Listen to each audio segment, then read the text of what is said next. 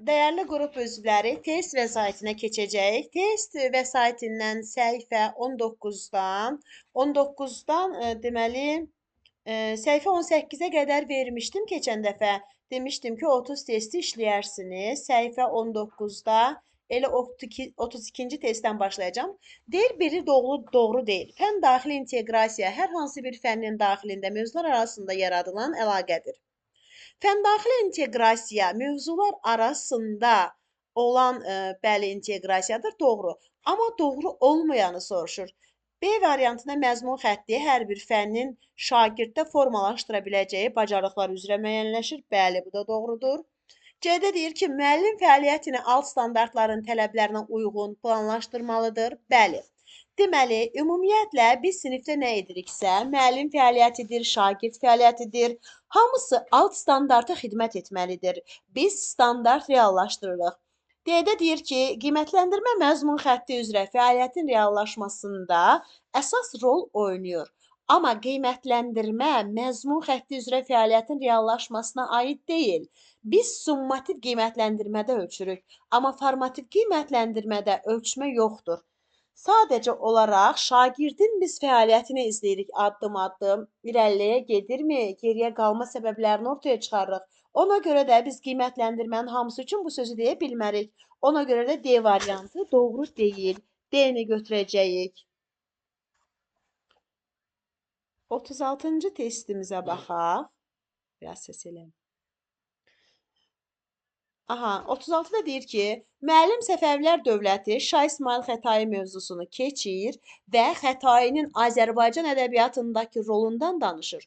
Müəllim hansı inteqrasiyanı reallaşdırır? Bildiyimiz kimi biz Şah İsmayıl Xətaidən tarixdə də danışırıq.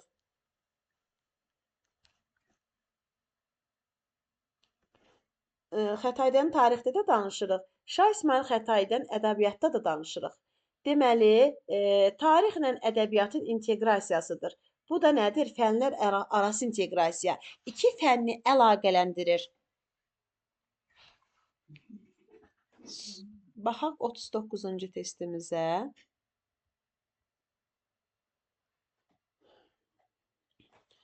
Hansı fikir doğrudur? Bölmə üzrə summativ qiymətləndirmənin həyata keçirilməsini məzmun xətti təmin edir.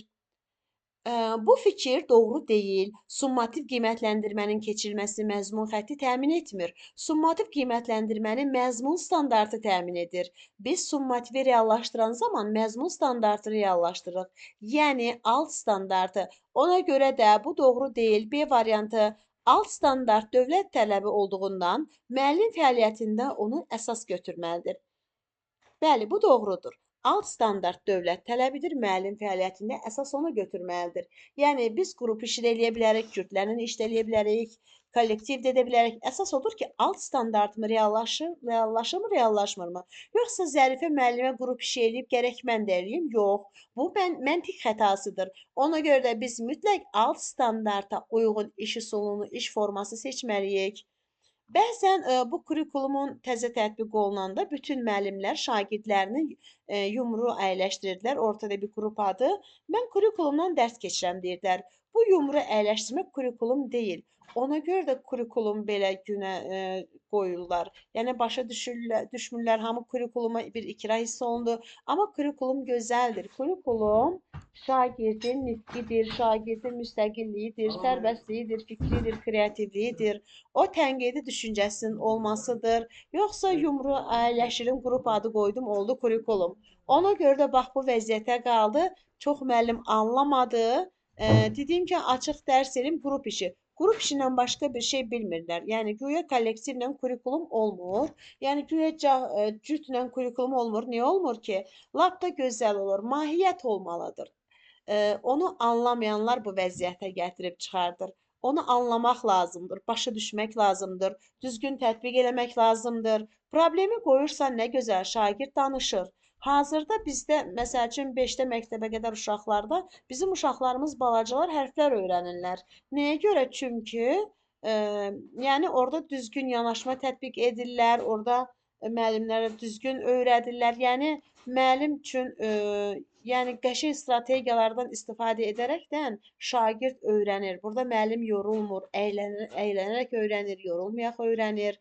Yoxsa biz deyirik ki, əzbərlə, vurma cədvəlini əzbərlə. Bunu əylənərək öyrənməlidir. Əylənərək. Nəyə görə yenə haşiyə çıxacağam? Bir şagirdə deməyək ki, iki qoyunun neçə ayağı var? Gərək 2 vur 4 deyək. Yəni biz bunu 5 yaşlıdan da öyrədə bilərik.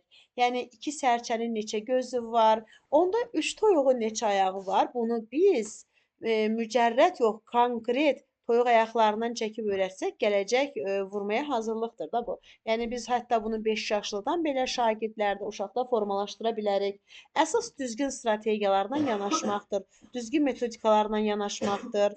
Ona görə də bayaq testin izahında məhz buna toxundum ki, biz mütləq alt standart reallaşdırmalıyıq. Yox, filan kəs bunu eləyir, mən də eləyəcəm, yox. Deməli, burada 42-yə baxacağıq. Deməli 42-ci cədvələ baxırıq burada 42-yə. Burada cədvələ əsasən uyğunluğu müəyyən edilir. Burada yazıb ki, doğrunun altında 1-dən 2 var. Baxın, məzmun xətti mənimsənilməsi nəzərdə tutulanda əvvəlcədən müəyyənləşdirilmiş təlim nailiyyətlərinin konkret bir hissəsidir. Xeyr, bu ümumi təlim nəticələrinin açıqlamasıdır. Məzmun xətti ana xəttdir. Məzmun xətti dəyişməzdir bir fənn daxilində.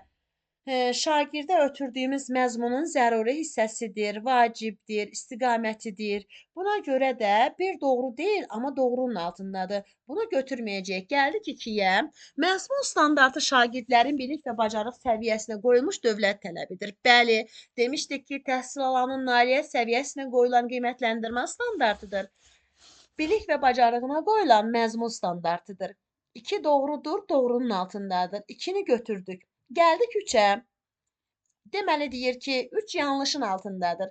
Təlim nəticələrini həyata keçirmək üçün müəyyənləşdirilmiş məzmunun zəruri hissəsi məzmun xəttidir. Bəli, bu doğrudur. Baxın, məzmun xəttinin açıqlaması 3-də verilib. Amma harda verilib? Yanlışın altında. 3 doğrudur, yanlışın altındadır. Deməli, bu uyğunsuzluq olsaydı 3-ü götürərdik. 1-lə 3-ü götürərdik.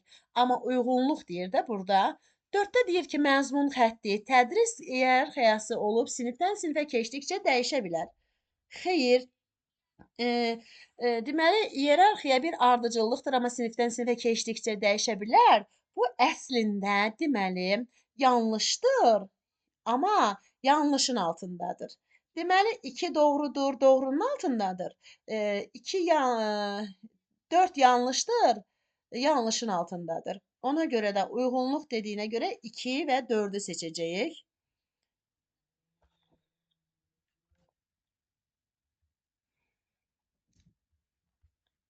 Burada indi biz 45-ci testimizə baxaq, 45-ə görək. Deyir ki, hər fənnin şagirddə formalaşdıra biləcəyi bacarıqlar üzrə müəyyənləşir. Deməli, hər fənnin şagirddə formalaşdıra biləcəyi bacarıqlar üzrə müəyyənləşir. Yazıb verilən fikir hansı bəndə uyğun gəlir? Deməli, şagirddə formalaşdırılan bacarıq, deməli, hər fənn üzrə bu məzmun xəttidir. Axı biz demişdik ki, məzmun xətti müxtəlif fənlərdə dəyişəndir. Bir fənn daxilində dəyişmir. Burada da deyir ki, hər fənnin şagirddə formalaşdırdığı, yəni Azərbaycan dilinin özünün məzmun xətti var, formalaşdırdığı bacarıq var, riyaziyyatın özünün formalaşdırdığı bacarıq var, tarixin özünün formalaşdırdığı bacarıq var, kimyanın özünün formalaşdırdığı, hər fənnin özünün formalaşdırdığı bir bacarıq var. Ona görə də cavabımız məzmun xətti olacaq. Doğru cavabımız elə D variantı olacaq.